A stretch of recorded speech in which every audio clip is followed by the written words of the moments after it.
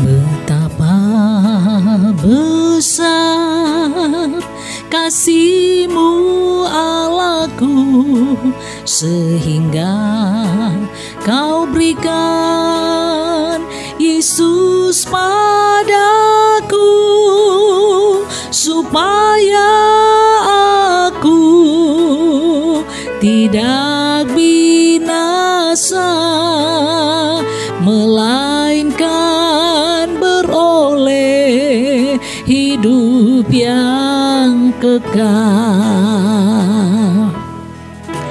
Betapa besar kasih-Mu Allahku, sehingga Kau berikan Yesus padaku, supaya aku tidak binasa, melainkan beroleh hidup yang kekal. Ku sembah Kau, ku sembah Kau, Engkau yang layak untuk ku sembah. Ku sembah Kau, ku sembah Kau, Engkau yang layak untuk ku sembah. Ku Mari kita semua bangkit berdiri. Ku sembah Bapa yang di surga, sebentar kami akan mendengarkan kebenaran firman Tuhan. Mari Allah Roh Kudus yang urapi kami semua, urapi hati dan pikiran kami, agar setiap kebenaran firman Tuhan menjadi hidup di dalam kami. Tutup bungkus hamba-Mu dalam menyampaikan kebenaran firman-Mu. Urapi dengan kuat kuasa dari Allah Roh Kudus saja. Terpujilah nama-Mu kekal sampai selama-lamanya. Kami siap mendengarkan firman Tuhan. Di dalam nama Tuhan Yesus Kristus. Haleluya. Amin. Silakan duduk saudara yang kasih dalam nama Tuhan. Kalau pagi hari ini adalah ibadah memperingati kematian dari Tuhan Yesus Kristus. Kita tahu saudara, saat ini kita berada di rumah masing-masing, tidak beribadah di dalam gereja. Namun satu hal yang pasti, kita masih bisa beribadah dan kita masih bisa mendengarkan firman Tuhan. Puji Tuhan. Walaupun di rumah masing-masing, kita harus tetap mensyukurinya. Dan mari kita beribadah sungguh-sungguh kepada Tuhan. Pagi hari ini saya memberikan judul firman Tuhan dalam ibadah hari kematian Yesus. Dia Yesus telah mati bagiku. Kita akan membaca satu ayat di dalam Yohanes 19 ayat yang ke-30. Satu di dalam Yohanes 19 ayat yang ke-30. Kita semua bangkit berdiri. Kita akan membaca bersama-sama dalam hitungan yang ketiga. 2, 3. Sesudah Yesus meminum anggur asam itu, berkatalah ia, sudah selesai. Lalu ia menundukkan kepalanya dan menyerahkan nyawanya. Nah saudara, ayat ini katakan, lalu ia menundukkan kepalanya dan menyerahkan nyawanya. Kita tahu dan kita yakini bahwa Yesus adalah sepenuhnya Tuhan, dan dia juga sepenuhnya manusia. Ada beberapa ayat dari firman Tuhan yang dapat kita baca di dalam Injil Yohanes. Dalam Injil Yohanes pasal 1 ayat yang pertama, Yohanes 1 ayat 1, di sana dikatakan, pada mulanya adalah firman. Firman itu bersama-sama dengan Allah, dan firman itu adalah Allah. Firman itu adalah Allah. Dan di dalam ayat 14, Yohanes 1 ayat 14, firman itu telah menjadi manusia dan diam di antara kita. Kalau dari kedua ayat ini, saudara, kita bisa katakan kesimpulannya, firman itu adalah Allah. Dan Allah berinkarnasi. Allah menjadi manusia. Siapa manusia ini? Kita dapat melihat di dalam Alkitab. Kita tahu tentang kelahiran Yesus, bahwa Maria mengandung bukan karena keinginan seorang laki-laki. Maria mengandung karena Roh Kudus. Dan malaikat Tuhan memerintahkan Maria untuk menamai anak yang akan lahir itu dengan nama Yesus. Dapat kita baca dalam Lukas 1 ayat yang ke-31. Sesungguhnya engkau akan mengandung dan akan melahirkan seorang anak laki-laki, dan hendaklah engkau menamai dia Yesus. Nah, saudara yang kasih nama Tuhan, sesuai dengan perintah dari malaikat Tuhan ini, maka kedua orang tuanya menamainya Yesus. Dan manusia Yesus inilah yang mati di kayu salib. Lantas pertanyaannya bagi kita, kenapa Yesus harus mati di kayu salib? Saudara, kita harus tahu kenapa Yesus harus mati di kayu salib. Kita melihat dari firman Tuhan. Yang pertama, kenapa Yesus harus mati di kayu salib? Karena itu merupakan ketetapan dari Allah. Allah memberikan peraturan-peraturan dan ketetapan-ketetapan bagi bangsa Israel, dan semuanya itu harus dilakukan. Termasuk tata caranya harus dilaksanakan sesuai dengan perintah Tuhan. Dan dalam hal pengampunan dosa, maka harus ada penumpahan darah dari binatang yang dikorbankan. Itu merupakan ketetapan Allah bagi bangsa itu. Dicatat di dalam Ibrani 9 ayat 22. Dan hampir segala sesuatu disucikan menurut hukum Taurat dengan darah, dan tanpa penumpahan darah tidak ada pengampunan. Tanpa penumpahan darah tidak ada pengampunan. Darah korban binatang itu harus tertumpah supaya dosa orang yang membawa korban itu dapat diampuni. Apa hubungannya dengan darah Yesus? Kita melihat Ibrani 9 ayat yang ke-12. Di sana dijelaskan bahwa darah dari Yesus harus tertumpah.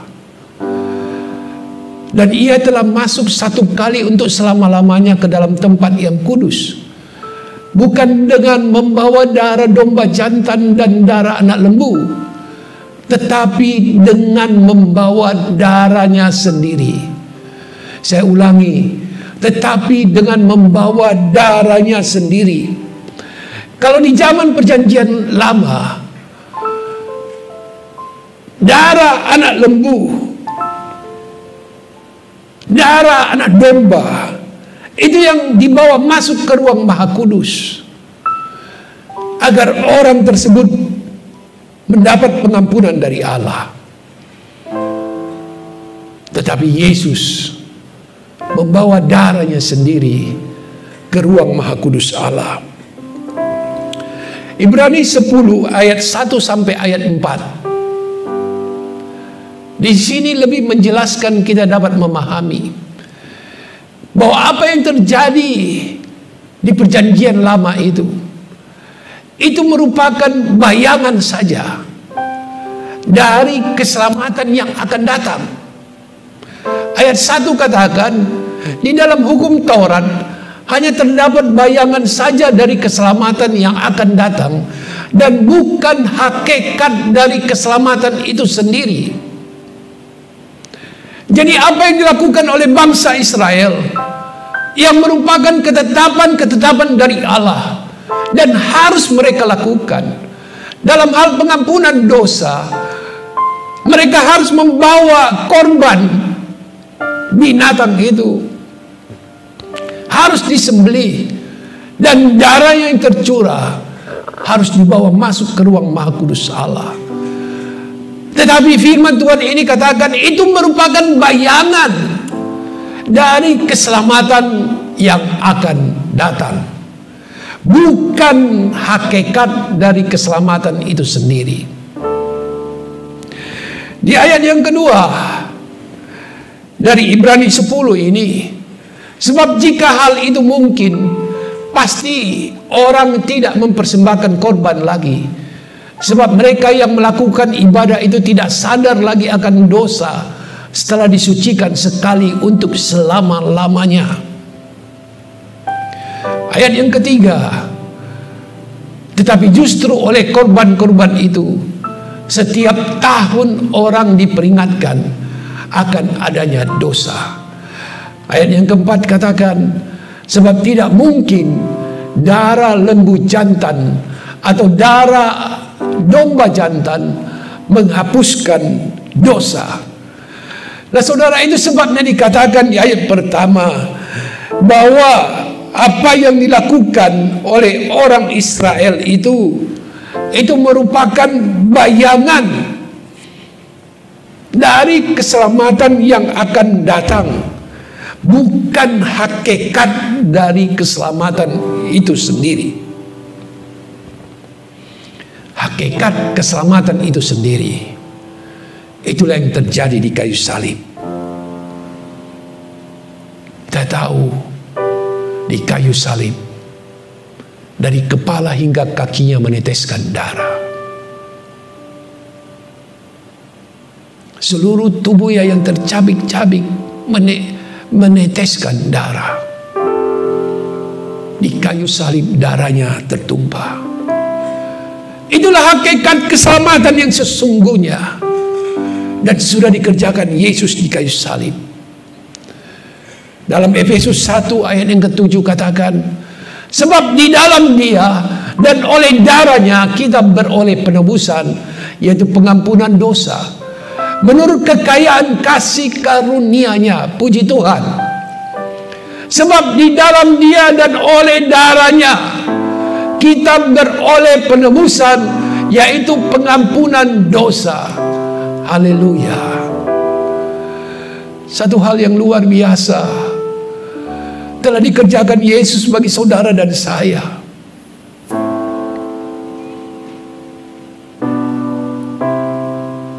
Keselamatan itu dikerjakan Yesus di kayu salib.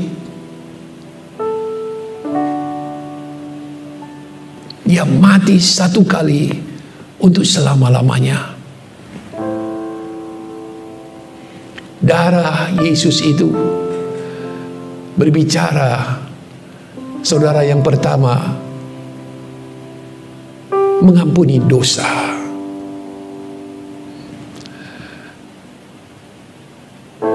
Kalau darah binatang yang dikorbankan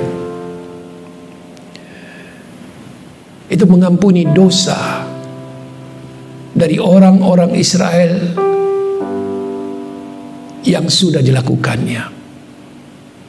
Orang yang berdosa harus datang kepada imam besar untuk mengakui dan membereskan dosanya, juga membawa domba atau kambing atau lembu untuk korban pengampunan dosa.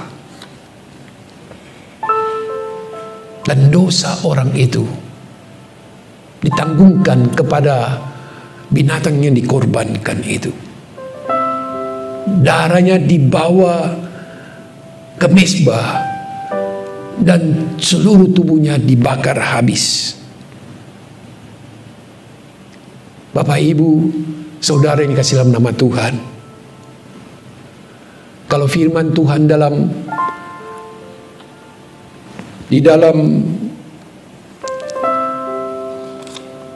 Ibrani 10 ayat pertama tadi katakan bahwa itu merupakan bayangan. Sekarang Yesus sudah mengerjakannya bagi saudara dan saya. Dia adalah anak domba Allah yang disembelih.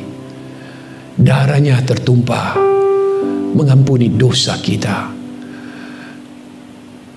Yohanes 1 ayat 29 katakan, lihatlah anak domba Allah yang menghapus dosa manusia. Puji Tuhan. Darah Yesus berbicara yang kedua tentang menebus manusia. Di dalam 1 Korintus 6 ayat 20, sebab kamu telah dibeli dan harganya telah lunas dibayar. Puji Tuhan. Ketika manusia jatuh ke dalam dosa, manusia ada dalam genggaman setan. Manusia menjadi budak dari setan. Manusia menjadi budak dari dosa itu. Di dalam Roma 7 ayat 14, sebab kita tahu bahwa hukum Taurat adalah rohani, tetapi aku bersifat daging, terjual di bawah kuasa dosa. Ya. Kita harus memahami akan hal ini, saudara. Manusia ada di dalam kuasa dosa itu, menjadi budak dosa. Namun oleh penebusan darah Yesus, kita dibebaskan. Saudara dan saya ditebus. Firman Tuhan katakan, harganya telah lunas dibayar. Kalau saudara dan saya telah ditebus, dan Tuhan Yesus yang membayar harga penebusanmu, maka engkau, saudara dan saya, sesungguhnya adalah milik dari Kristus. Puji Tuhan. Saya bangga kalau sekarang saya menjadi milik Kristus. Ya. Lantas saudara yang kedua, kenapa Yesus harus mati? Karena binatang yang dikorbankan harus yang tidak bercacat celah. Binatang yang dibawa sebagai korban itu tidak boleh yang timpang, tidak boleh yang kurus, harus yang baik, harus yang sempurna, harus yang gemuk. Itu yang memenuhi syarat menjadi korban yang disembelih. Di dalam perjanjian baru, Yesus adalah anak domba Allah yang memenuhi syarat itu. Dia manusia, tetapi dia tidak berdosa. 2 Korintus 5 ayat 21 katakan, Dia yang tidak mengenal dosa telah dibuatnya menjadi dosa karena kita, supaya dalam Dia kita dibenarkan oleh Allah. Saya garis bawahi kalimat yang berkata, Dia yang tidak mengenal dosa. Artinya Yesus adalah manusia yang memenuhi syarat untuk dikorbankan sebagai anak domba untuk menghapus, untuk menebus dosa saudara dan saya. Tidak ada manusia lain. Semua manusia telah berdosa. Hanya Yesus yang memenuhi syarat itu. Hanya Dia yang memenuhi kriteria sebagai anak domba yang disembelih. Dia manusia. Dia lahir sebagai bayi yang lemah. Dia bertumbuh seperti anak-anak yang lain. Dia merasakan apa yang dirasakan oleh manusia.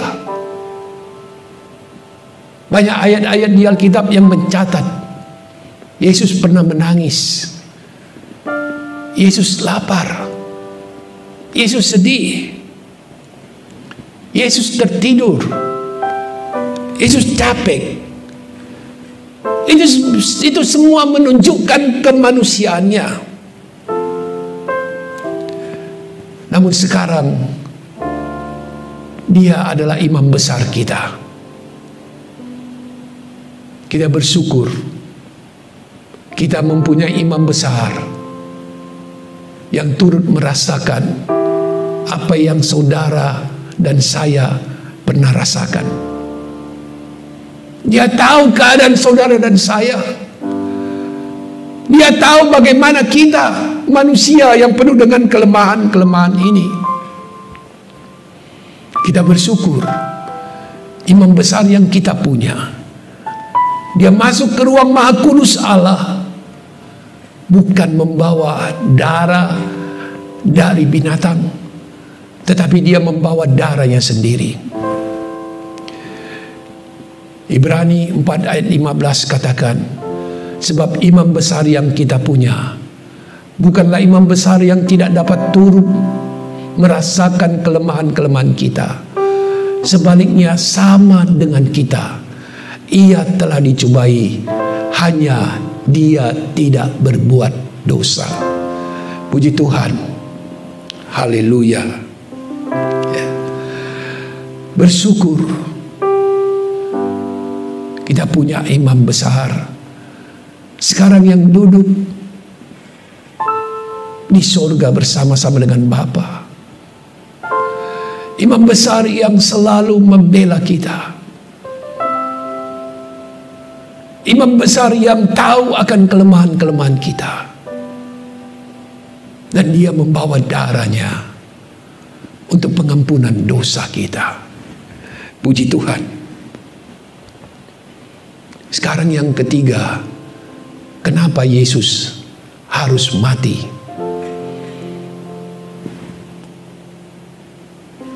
Maaf, yang kedua, kenapa Yesus harus mati? Karena Dia adalah jalan, kebenaran dan hidup. Puji Tuhan.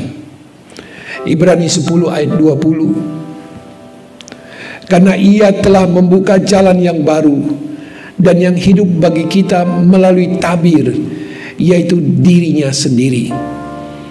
Di dalam perjanjian lama, orang Israel tidak boleh masuk ke ruang Maha Kudus. Yang boleh masuk ke ruang Maha Kudus hanyalah imam besar.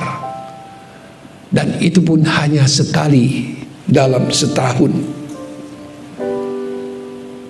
Dia membawa darah anak domba itu. Antara ruang Maha Kudus dan ruang kudus ada tirai. Dan ketika Yesus mati di kayu salib, tirai itu terkoyak. Artinya, Yesus dengan kematiannya membuat jalan yang baru agar kita dapat masuk ke ruang Maha Kudus Allah dan dapat bertemu dengan Allah Bapa. Puji Tuhan. Efesus 3 ayat 12 katakan, di dalam Dia kita beroleh keberanian dan jalan masuk kepada Allah dengan penuh kepercayaan oleh iman kita kepadanya. Di dalam Dia, di dalam Yesus, hanya di dalam Yesus, Dialah jalan untuk masuk kepada Allah. Hanya Dialah jalan supaya kita bisa bertemu dengan Allah. Tidak ada yang lain, saudara yang kasih dalam Tuhan. Kita harus meyakini akan hal ini. Hanya Yesus jalan satu-satunya agar kita bisa bertemu dengan Bapa di sorga. Yesus mati agar kita diampuni, agar kita ditebus, agar kita menjadi milik Allah sampai selama-lamanya. Dan saudara, Yesus telah membayar harga yang teramat mahal, tidak ternilai dengan harta dunia ini. Oleh sebab itu, saudara yang kasih dalam Tuhan, mari hormati dan hargailah pengorbanan Yesus di kayu salib. Selagi ada kesempatan, bertobatlah. Hanya Dia satu-satunya jalan. Firman Tuhan katakan, hanya di dalam Dia kita bisa bertemu dengan Allah. Oleh sebab itu, saudara pagi ini mendengarkan firman Tuhan, teguhkan iman percayamu. Kalau saat ini engkau ada di dalam Yesus, tetap kerjakan keselamatanmu dengan takut dan gentar, supaya engkau tetap ada di dalam Yesus Kristus. Dan kita pasti akan bertemu dengan Bapa di surga yang mulia itu. Puji Tuhan. Tuhan memberkati kita. Haleluya. Kita angkat pujian. Dia, Yesus, telah mati bagiku. Yesus telah mati bagi saudara. Dia menanggung segala penderitaan yang luar biasa demi saudara dan saya, agar kita diselamatkan. Dia, Yesus, telah mati bagiku. Amin. Dia, Tuhan, selamatkan jiwaku. Haleluya. Bagi Dia, terima kasih ya Bapa. Pujianku tak dapat ku balas kasih-Nya. Katakan, Dia, Yesus, telah mati bagiku. Dia, Yesus, telah mati bagiku. Dia, Tuhan, selamatkan jiwaku. Bagi Dia pujianku tak dapat ku balas kasih-Nya. Dia angkatku jadi anak-Nya, beri damai di dalam hidupku. Bagi Dia sembahku, hanya Dia segalanya bagiku. Mari kita semua bangkit berdiri. Bagi Dia segala pujian, hormat serta syukur kekal selamanya bagi Dia. Segala pujian, hormat serta syukur samalah bagi Dia. Bagi Dia segala pujian, haleluya, amin, serta syukur, amin, kekal selamanya, haleluya. Terima kasih Tuhan, terima kasih atas apa yang telah Engkau kerjakan bagi kami di kayu salib. Engkau telah melakukan segala-galanya bagi kami. Biarlah segala pujian, segala hormat, segala kemuliaan hanya bagi nama Tuhan Yesus Kristus sampai selama-lamanya. Haleluya, haleluya, oh haleluya. Bapa yang di surga, teguhkan kami semua melalui kebenaran firman-Mu. Biar kami sebagai orang-orang yang percaya kepadamu, kami kerjakan keselamatan kami dengan takut dan gentar, agar kami tetap ada di dalam Tuhan Yesus Kristus, agar kami dapat bertemu dengan Engkau di sorga yang mulia itu. Tuhan, tolong kami, tolong seluruh sidang jemaat, agar kami kuat di dalam Tuhan. Biarlah terus kebenaran firman Tuhan meneguhkan iman percaya kami dalam keadaan sekarang ini. Tuhan, biar kami teguh di dalam Engkau.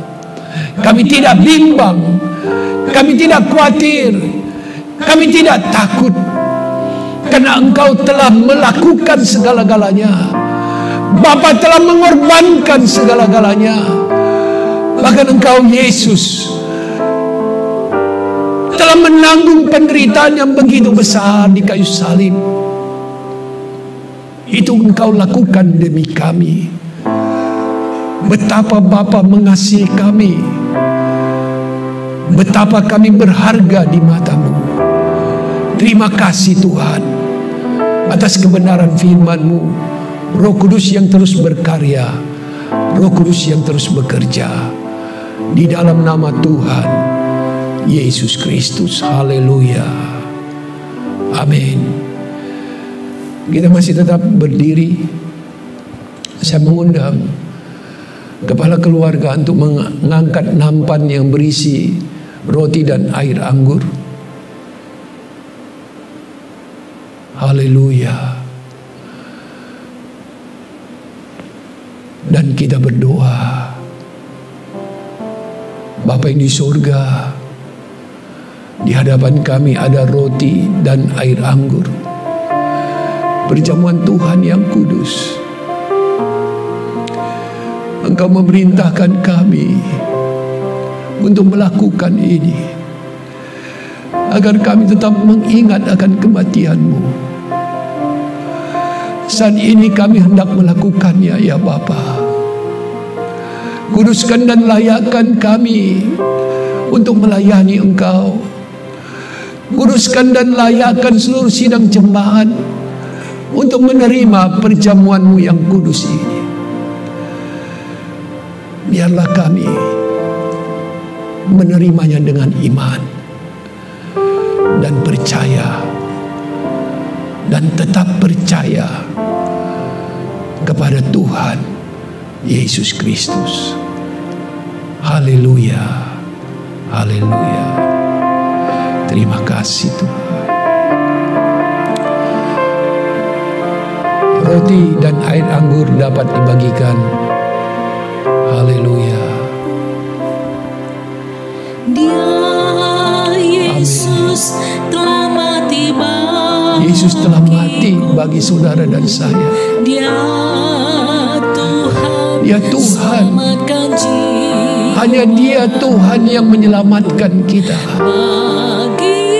Oleh sebab itu, saudara yang kasih nama Tuhan, hargai pengorbanan Yesus di kayu salib.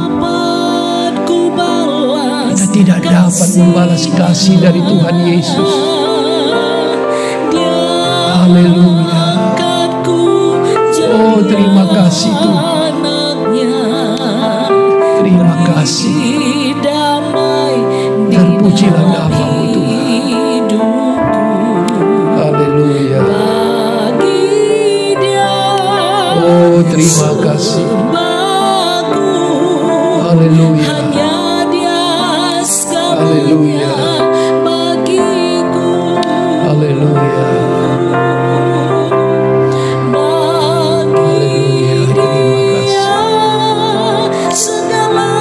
Mari pegang roti di tangan kananmu, angkat tinggi sebagai penghargaan kita kepada tubuh Kristus. Seluruh tubuhnya terkoyak-koyak. Kitab Yesaya katakan tidak berbentuk manusia lagi. Itulah sesungguhnya yang terjadi di kayu salib. Sebelum kita makan, dengarkan firman Tuhan. Sebab apa yang telah kuteruskan kepadamu telah aku terima dari Tuhan, yaitu bahwa Tuhan Yesus pada malam waktu Ia diserahkan, mengambil roti dan sesudah itu Ia mengucap syukur atasnya. Ia memecah-mecahkannya dan berkata, "Inilah tubuhku yang diserahkan bagi kamu. Perbuatlah ini menjadi peringatan akan aku." Kita makan dengan penuh ucapan syukur dalam nama Tuhan Yesus Kristus.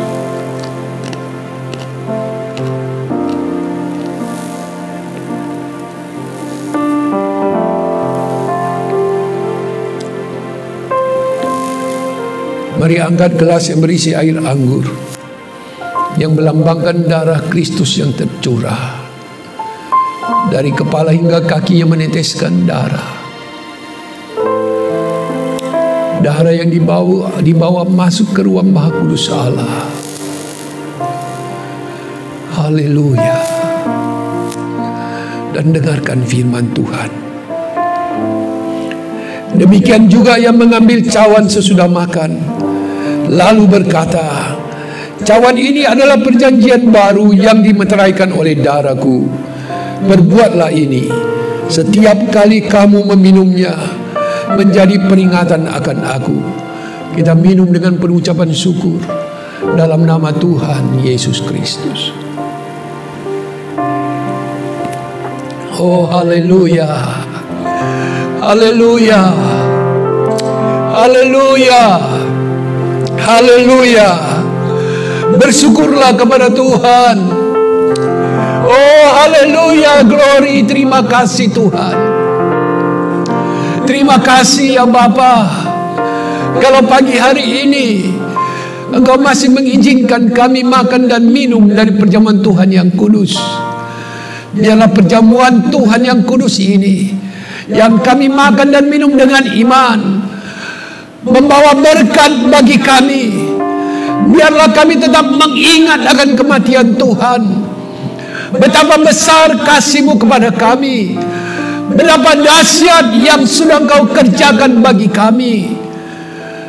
Betapa Engkau menghargai kami lebih dari segala-galanya. Biarlah nama Tuhan selalu ditinggikan dalam kehidupan kami. Kami selalu bersyukur karena kami telah diselamatkan. Terima kasih Tuhan. Terpujilah nama-Mu. Dimuliakan nama-Mu di dalam nama Tuhan Yesus Kristus. Haleluya. Di akhir dari ibadah ini ya Bapa, hamba serahkan setiap sidang jemaat yang sudah memberikan korban-korban persembahan dan yang sudah mengembalikan milik Tuhan. Kiranya Engkau membukakan tingkap-tingkap langit, mencurahkan berkat-berkat-Mu dengan berkelimpahan dan membagari kehidupan mereka. Anak-anak-Mu yang bekerja baik sebagai pegawai swasta dan pegawai negeri, mari tolong mereka Berkati perusahaan dan instansi di mana anak-anak-Mu ada. Berkati atasan mereka, berkati rekan sekerja mereka, bahkan berkati bawahan-bawahan mereka. Anak-anak-Mu yang mempunyai usaha pekerjaan sendiri, kiranya Engkau memberkati dengan memberikan hikmat bijaksana dalam mengelola bisnis usaha pekerjaan mereka, dan apa yang mereka perbuat, Engkaulah yang membuatnya berhasil. Saudara ini diberkati oleh Tuhan. Jadilah berkat dimanapun engkau ada. Jadilah saksi bagi Tuhan Yesus Kristus, dan bawalah jiwa-jiwa untuk datang kepada Tuhan.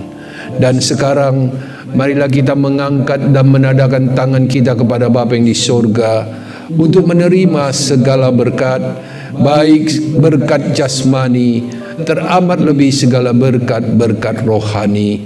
Tuhan memberkati engkau dan melindungi engkau. Tuhan menyinari engkau dengan wajah-Nya dan memberi engkau kasih karunia. Tuhan menghadapkan wajah-Nya kepadamu dan memberi engkau damai sejahtera. Kasih sayang yang sempurna dari Tuhan Yesus Kristus dilimpahkannya dalam kehidupanmu. Persekutuan dengan Allah Roh Kudus menyertai, memimpin dan menolong kita mulai saat ini sampai selama-lamanya. Di dalam nama Bapa, Putra dan Roh Kudus, di dalam nama Tuhan Yesus Kristus. Haleluya. Amin.